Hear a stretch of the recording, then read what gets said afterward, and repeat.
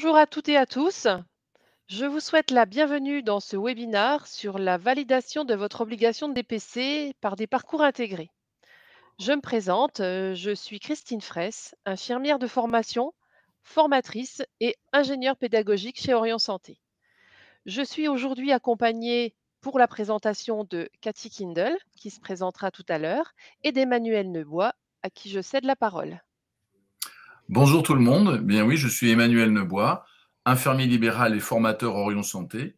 Et aujourd'hui, c'est moi qui ai la joie d'être votre modérateur. Je vais surveiller votre chat, sélectionner et mettre de côté vos questions, questions auxquelles Christine et Cathy tenteront de répondre à la fin de ce webinaire. Alors, à Alors, tout à l'heure. pardon, Manu. Bonjour à toutes et à tous. Donc, je suis Cathy Kindel, directrice scientifique d'Orion Santé. Je suis infirmière et j'ai notamment exercé pendant 12 ans comme infirmière libérale en Seine-et-Marne. Et je crois qu'il y a mon ancienne collègue dans le chat. Bonjour Valérie, si tu es là. Voilà. Donc, j'ai la lourde tâche de commencer ce webinaire sur les programmes intégrés. Alors, pour commencer, petit sommaire. Donc, on va vous rappeler dans quel cadre se contextualisent ces programmes intégrés. Ensuite, on va vous expliquer ce qu'est un parcours intégré, parce que parfois, c'est pas toujours très clair pour vous. Et on peut le comprendre parce que c'est vrai que c'est pas très évident à comprendre. Et ensuite, on aura un temps de questions-réponses modéré par Emmanuel en fin d'allocution. Donc, pour rappel, hein, ce webinaire dure à peu près une demi-heure. Et les 10 dernières minutes seront consacrées aux questions-réponses. On essaiera de répondre à tout le monde et on espère pas faire d'insatisfaits. Alors, pour rappel, donc quand on parle de programme intégré, déjà, il faut revenir sur le DPC. Là, on n'est pas du tout dans les financements FIFPL, mais dans les financements DPC. Donc, très rapidement, le DPC, qu'est-ce que c'est? Ça a été inauguré par la loi HPST, donc c'est-à-dire Hôpital, Patient, Santé, Territoire, avec l'article 59, qui a mis en place ce DPC. Avant, pour la formation, il y avait d'autres modes de financement. Donc, le DPC, il a quoi comme objectif? Bon, d'une part, l'évaluation des pratiques professionnelles. Ça, on va en parler de façon plus précise tout à l'heure. Le perfectionnement des connaissances, l'amélioration de la qualité et de la sécurité des soins, la prise en compte des priorités de santé publique et la maîtrise médicalisée des soins.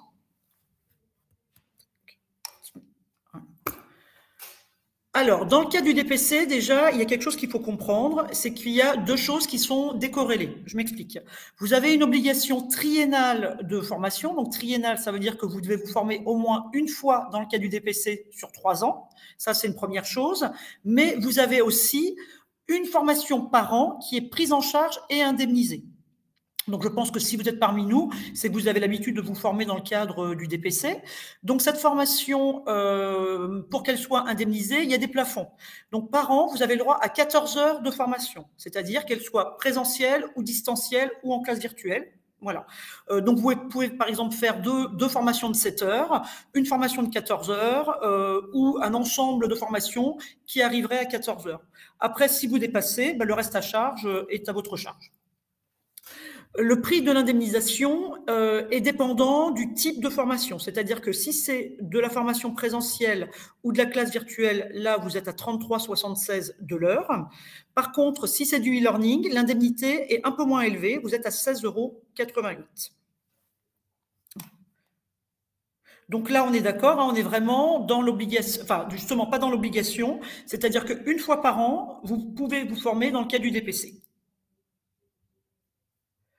Pour pouvoir être éligible au DPC, d'une part, il faut être soit infirmier ou infirmière libérale ou faire partie d'un centre de santé conventionné. Pour les personnes qui ont des activités mixtes, elles doivent avoir 50% de leur activité dans le cas du libéral. Les organismes qui rentrent dans le cas du DPC sont des organismes habilités. En fait, sachez que les organismes qui se prétendent DPC ont une habilitation de la part de l'ANDPC.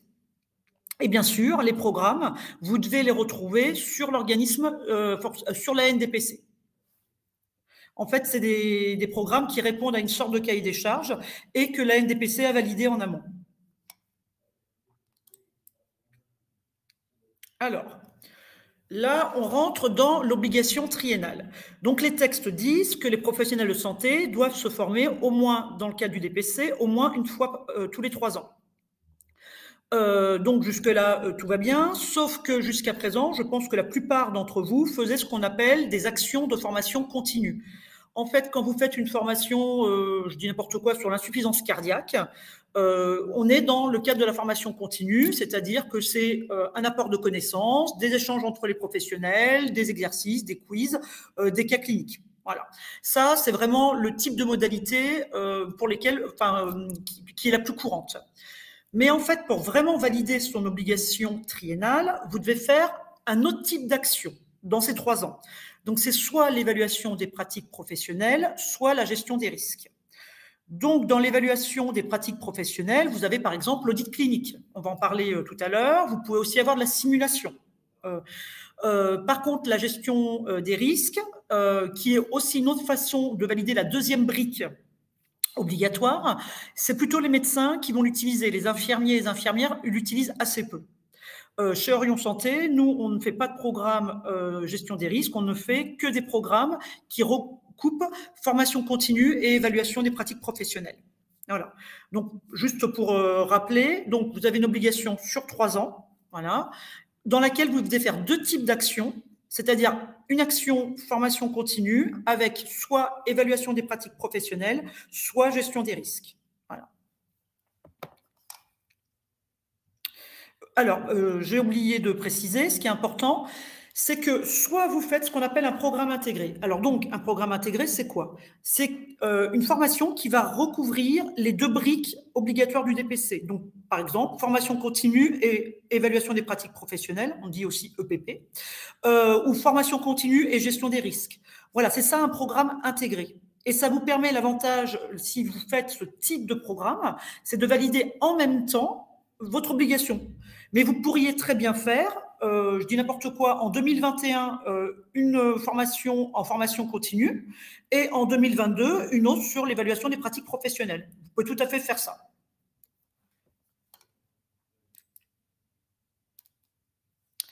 Alors, chez Orion, nous, dans nos programmes intégrés, Christine va vous présenter après nos différentes formations, on a retenu 2 types d'évaluation des pratiques professionnelles. L'audit clinique. Alors, l'audit clinique, qu'est-ce que c'est? Avant la formation, 15 jours avant, vous recevez un questionnaire qui va, comme son nom l'indique, auditer vos pratiques. C'est-à-dire, par exemple, vous faites une formation sur la BPCO, vous recevez un questionnaire avec des indicateurs. Ces indicateurs sont issus des recommandations HAS.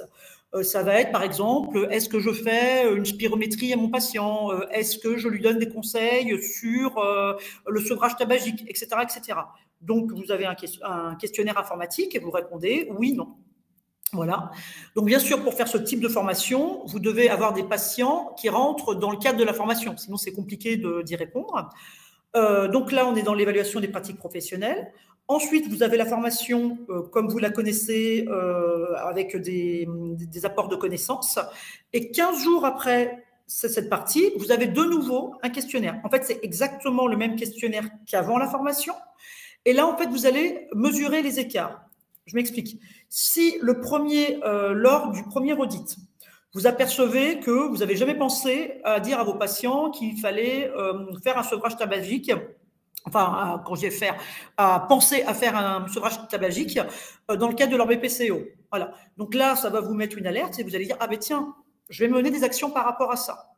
Et ainsi, quand vous allez refaire votre deuxième audit clinique, là, vous allez pouvoir comparer les écarts. Et normalement, vous devez avoir amélioré vos pratiques professionnelles après la formation.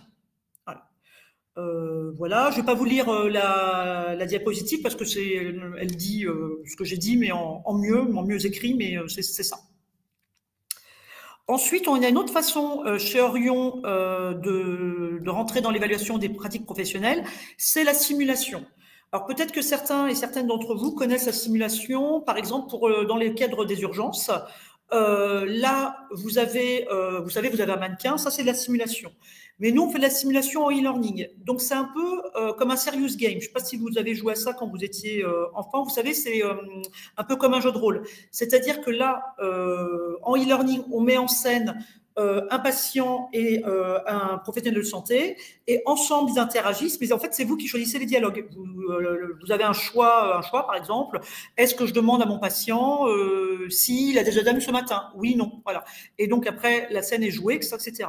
Et ça, c'est vraiment de la simulation, parce que le but, bien sûr, c'est de reproduire une situation et des environnements de soins. Voilà. Donc, Christine va vous l'expliquer tout à l'heure. On a certaines formations en programme intégré qui rentrent dans le cadre de la simulation. Voilà. Et juste avant de passer la parole à Christine, donc on fait, donc, comme je vous le disais, des parcours intégrés avec formation continue et évaluation des pratiques professionnelles. Si toutefois vous avez fait une formation si vous avez fait une formation en formation continue l'année dernière ou l'année d'avant, et que vous voulez juste valider la brique évaluation des pratiques professionnelles, vous pouvez faire des partages de pratiques avec nous. Donc voilà, là je vous invite à aller sur notre catalogue. J'espère avoir été claire. Je passe la main à Christine, et de toute façon, je vous rejoins pour les questions. À tout à l'heure. Alors moi, je vais vous parler de nos parcours intégrés. Alors dans un premier temps, parcours intégrés en présentiel. Alors on en a 2. Donc le premier, c'est la pertinence du parcours de soins du patient diabétique de type 2. Donc qui est à visée infirmier uniquement. Vous verrez que tout à l'heure, le deuxième parcours intégré qu'on a est pluriprofessionnel. Donc là, celui-là pour le diabète, il est juste à visée infirmier. Et donc, comme vous expliquez, Cathy, on dit parcours intégré parce que vous aurez une partie d'apport de connaissances et une partie d'analyse des pratiques professionnelles grâce à l'outil l'audit clinique. Comme elle vous l'a expliqué tout à l'heure, avant la formation, vous recevez un questionnaire que vous remplissez, vous assistez à la formation présentielle et ensuite vous remplissez de nouveau votre grille d'audit, et là, vous allez pouvoir mesurer l'impact de la formation dans votre pratique professionnelle. Donc notre formation se déroule en 2 jours présentiels, donc 14 heures, plus 2 heures distancielles. Les 2 heures distancielles ne sont pas indemnisées puisqu'on vous a dit tout à l'heure que c'était 14 heures maximum dans l'année, mais sont quand même comptabilisées. C'est-à-dire que c'est vraiment 1 heure, c'est le recueil avant la formation et 1 heure pour le recueil après la formation. C'est le temps de remplir les grilles, c'est le temps d'étudier vos dossiers patients pour, voir un petit peu, votre pratique et l'évaluer. Donc ce parcours intégré pour, les patients diabétiques de type 2, donc la partie présentielle, donc formation, apport de connaissances. Donc on revoit sur cette formation la physiologie du diabète de type 2. On a, comme fil conducteur le parcours de soins du patient diabétique. Vous savez que la Haute Autorité de Santé émet des recommandations de parcours de soins, c'est-à-dire de prise en charge idéale de patients pour ces pathologies-là. Donc vous avez donc un parcours de soins pour le patient diabétique, donc qui correspond à la prise en charge du patient, du diagnostic jusqu'à, au traitement, l'éducation, etc. Dans notre partie présentielle également, on s'attache aussi à une partie importante sur l'éducation du patient, puisqu'on sait que c'est important pour les patients, atteints de pathologies chroniques, d'être acteurs de leur, pathologie et de se prendre en charge. Donc on va également donc former les infirmières à améliorer l'éducation du patient. Donc l'audit, je n'y reviens pas plus que ça, Cathy vous l'a expliqué, je viens de vous l'expliquer également. Le deuxième parcours, donc c'est la pertinence du parcours de soins des patients atteints de BPCO, donc bronchopneumopathie chronique obstructive, pardon, ou insuffisance cardiaque. Je fais des raccourcis. Donc là, je vous disais tout à l'heure, ce deuxième programme et pluriprofessionnel. Parce que ce soit dans l'insuffisance cardiaque ou dans la BPCO, la prise en charge infirmière est importante, mais également la prise en charge pour le kiné. Et c'est bien aussi de faire des formations pluripro parce qu'on voit un petit peu la prise en charge des autres professionnels et ça permet, des échanges dans la formation qui sont très, très riches. Alors ce parcours, bah, comme tout à l'heure, pour le patient diabétique, c'est un parcours intégré qui comprend un apport de connaissances et une analyse des pratiques professionnelles par le même outil d'audit clinique. Comme tout à l'heure, 14 heures de présentiel et 2 heures en distanciel. Le contenu de cette formation en présentiel, c'est d'abord l'étude des 2 pathologies. Vous connaissez peut-être mieux l'insuffisance cardiaque que la BPCO, donc vous verrez que vous pourrez apprendre beaucoup de choses. Alors ça va loin, hein, on va voir les différents traitements, on va voir, les prises en charge de chacun, et puis, on va encore une fois étudier le parcours de soins tel qu'il est défini pour ces 2 pathologies par la Haute Autorité de Santé. Donc du diagnostic à la prise en charge, les recommandations et nous, dans notre exercice, où est-ce qu'on se situe? Qu'est-ce qu'on fait? Quel est notre lien avec les médecins? Et pourquoi, je ne sais pas moi, pourquoi on fait, un scanner avant et dans la BPCO, ou pourquoi on fait une radio pulmonaire? Dans l'insuffisance cardiaque, pourquoi il y a une écho cardiaque? Enfin, tout ça sera vu pendant la formation. On verra les traitements aussi, hein, de ces pathologies qui sont des gros traitements, et puis bien sûr l'éducation du patient. On est peut-être un petit peu plus centré sur l'éducation du patient insuffisant cardiaque, puisque c'est quand même le type de patient que vous avez plus dans votre patientèle que des BPCO, et vous allez peut-être plus facile de vous projeter dans l'éducation d'un patient que vous connaissez mieux. Donc ensuite, l'audit clinique, hein, comme tout à l'heure, recueil avant la formation, donc voir votre état des lieux des pratiques, et ensuite l'impact de la formation sur ces mêmes pratiques. Donc ça, c'était les 2 parcours en présentiel.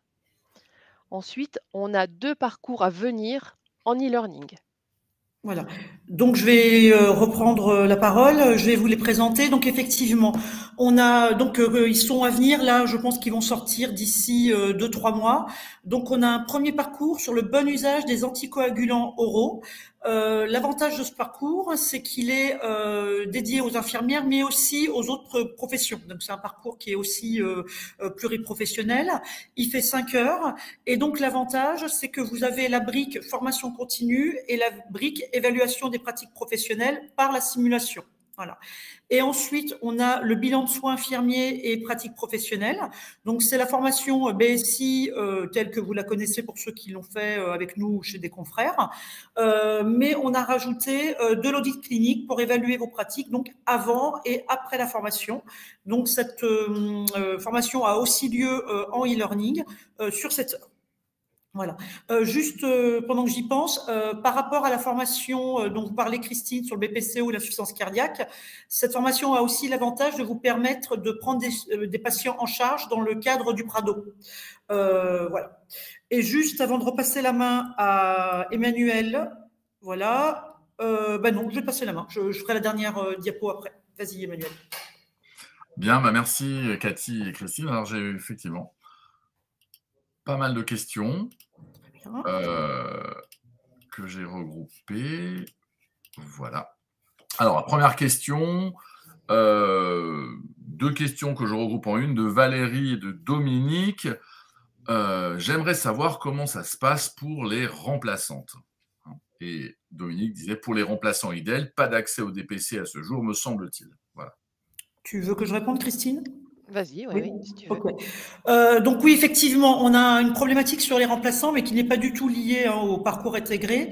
C'est-à-dire que l'année dernière, le DPC ne voulait pas prendre en charge les remplaçants. Je vais pas rentrer dans cette polémique puisqu'elle nous appartient pas, hein. Nous, on est aussi tributaires du DPC.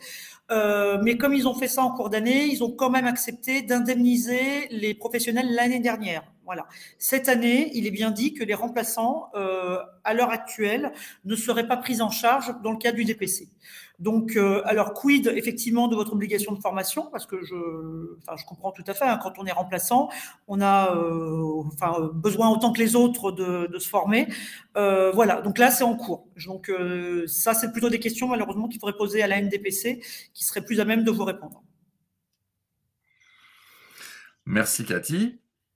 Alors, une question de monsieur ou madame V. Pierre, je ne sais pas. Sommes-nous sanctionnés si nous ne faisons pas ces formations? Et si oui, comment? Sous quelle Alors, forme? je peux répondre. Alors, sanctionner, pour l'instant, je n'ai pas encore entendu d'infirmière sanctionnée parce qu'elle n'avait pas fait de formation. Par contre, les contrôles commencent à arriver et les contrôles sont faits par l'ordre infirmier qui contrôle votre obligation de formation. Donc, il peut vous demander, vos attestations de formation à une formation continue, mais également à une évaluation des pratiques professionnelles que vous devez donc justifier un de chaque, au moins, sur les 3 années. Voilà. Très bien. Une question de Martine. Peut-on demander une formation d'évaluation des pratiques professionnelles par le FIFPL? Non. Cette obligation est vraiment, émane vraiment du DPC, hein. C'est vraiment le DPC qui a mis ça en place. Donc, il n'y a que les formations éligibles au DPC qui rentrent dans ce cadre-là. Quelque chose qu'on n'a peut-être pas assez suffisamment précisé tout à l'heure. En fait, pourquoi est-ce qu'on vous parle beaucoup en ce moment des programmes intégrés? C'est parce que l'obligation triennale s'arrête en fin 2022. Donc, en fait, vous avez jusqu'à fin 2022 pour vous mettre à jour de votre obligation triennale. Voilà. En fait, les orientations sont sur 3 ans. Tous les 3 ans, on change les orientations. Enfin, la NDPC change ses orientations. Voilà. Donc vous devez, si vous voulez être à jour, c'est d'ici 2022. C'est pour ça que nous, on a fait des parcours intégrés pour vous permettre de valider plus facilement votre obligation de formation. Merci Cathy. Alors, on revient avec les remplaçantes. Les remplaçantes n'ont pas de financement DPC, mais ont-elles néanmoins une obligation de formation? Eh ben oui. Voilà. Comme tout professionnel, l'infirmière remplaçante est soumise à la même obligation de formation, même si elle n'est pas indemnisée. Oui. Alors après, vous avez les formations pour les remplaçants. Vous avez les formations FIFPL qui peuvent être une solution pour vous former. Ou en payant. Donc, vous pouvez très bien payer une formation DPC voilà. Mais vous ne serez ni pris en charge ni indemnisé. Très bien. Alors, une question de Nathalie. Si votre formation présentielle avait duré 12 heures, les 2 heures d'études des dossiers avant et après auraient-elles été indemnisées? Oui. Réponse très Oui, claire. oui, voilà. Très Oui. bien, très bien. Voilà. Alors, on continue par une question d'une autre Nathalie. Une question un peu locale. Vous allez voir, quelle solution y a-t-il quand il y a un manque de formation dans la ville de Troyes? Ah. Entre parenthèses, les 2 thèmes parcours intégrés déjà faits. Bah, si vous avez déjà fait vos 2 thèmes en parcours intégré, déjà vous avez rempli votre obligation. Donc ça, c'est déjà, énorme. L'obligation, c'est bon. Après, si vous avez envie d'avoir d'autres formations, et que vous ne voyez rien sur 3, ben, il faut aller voir peut-être, sur des villes, proches, ou carrément plus loin en se disant: «Bah, allez, j'en profite, je me fais, 2 jours, de formation rien que pour moi et je pars, un petit peu, plus loin». Ou Très les bien. formations e-learning, si voilà, si Aussi. vous avez une problématique géographique, là, vous pouvez tout à fait faire des Ou les formations classes e-learning. virtuelles que nous Oui. développons beaucoup. Oui, Très bien. Ou les marchés de Noël en Alsace aussi. C'est possible. aussi. Alors, quel est l'intérêt d'étude des dossiers si cela n'est pas repris en formation par le formateur? Alors, en fait, bien sûr, le formateur ne peut pas reprendre les dossiers un à un. Enfin, en fait, le but, c'est pas ça. C'est pas au formateur de. Enfin, le formateur va vous expliquer quelles sont les recommandations, les recommandations de bonne pratique. Voilà. Donc, après, c'est à vous, c'est au professionnel de juger si c'est adaptable ou non à son patient. Le formateur sera incapable de vous dire. Enfin, il connaît pas bien sûr votre patient, enfin vos patients, parce que normalement vous en avez plusieurs. Voilà. Donc, c'est vraiment au professionnel qui connaît son patient de l'adapter ensuite à sa patientèle. Par contre, le formateur va être là pour effectivement bien insister sur toute la physiopathe, parce que souvent c'est des choses qu'on a un petit peu oubliées, enfin, parfois ou souvent. Voilà, les recommandations, les traitements, etc., etc. Et après, c'est à vous de le mettre en pratique sur le terrain. Très bien. Je suis juste en train de valider plein de Oui, questions oui, je qui t'en viennent prie. C'est bien, c'est d'arriver. parfait. Alors, Donc, tu avais déjà répondu à la question, mais quand commence et termine la triennale? Tu avais dit 2022. Oui. C'est ça. Et on continue avec Lucia qui pose la question. Comment je sais que je dois remplir l'obligation... Non, je ne comprends pas la question. Comment je sais que je dois remplir l'obligation triennale suivante? Bon, la question est un peu mal formulée.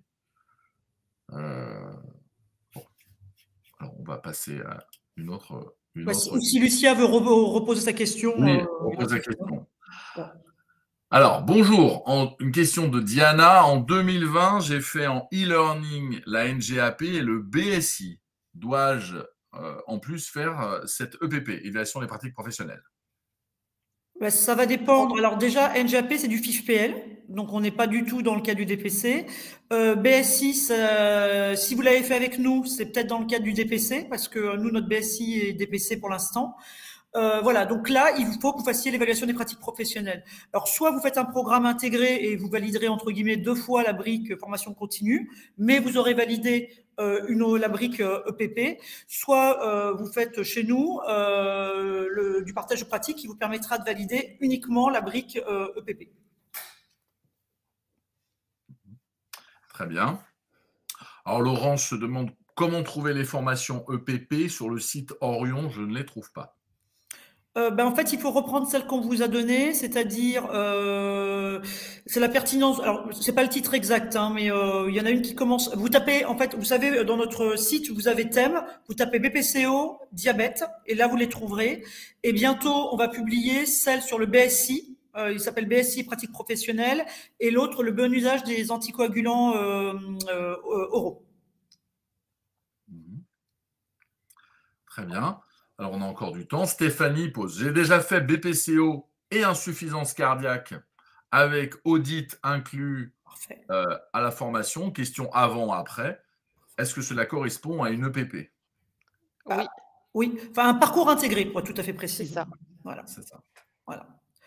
Parce que pour être tout à fait précis, voilà, vous avez fait les 14 heures, c'était la formation continue, et l'audit avant-après, c'est le PP. Donc, comme vous avez fait les deux ensemble, c'est un parcours intégré.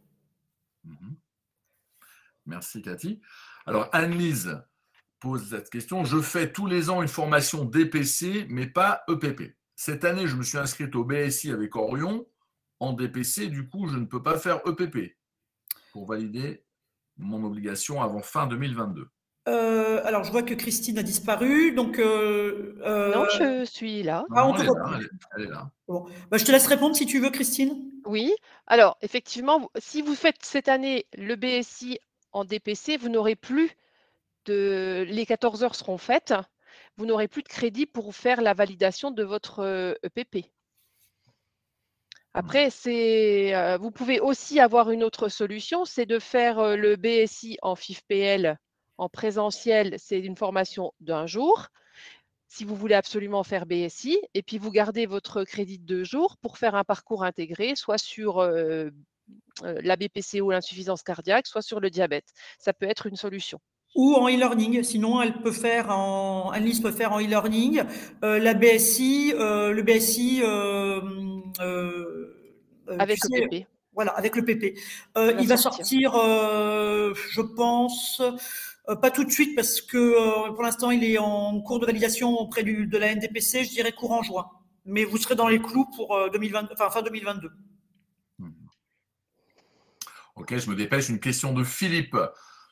J'ai fait des formations DPC, mais je ne sais plus si j'ai renvoyé les questionnaires post-formation. Peut-on les retrouver chez Orion quelque part sur le site?